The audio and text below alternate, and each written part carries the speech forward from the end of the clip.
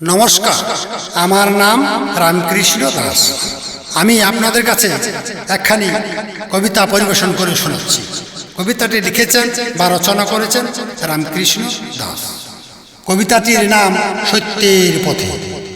জন্ম থেকেই জ্বলিস তব, আরো সূর্যের মতো জ্বলুক, তবু অন্ধকারের পাশেই থাকো, তোমার ফাটুক যতই বুক।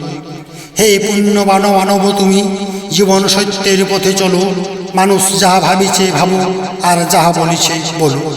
নবীরও পানে হইবে নত, পাত দুঃখীরও পানে বুক, নয়ন ভরে ঝরিবে যত, তোমার জ্বলার শতসু।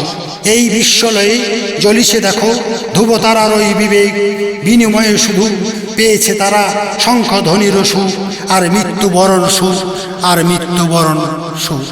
নমস্কার। কবিতাটি ভালো লাগলে সহযোগীর হাত বাড়িয়ে দেবেন।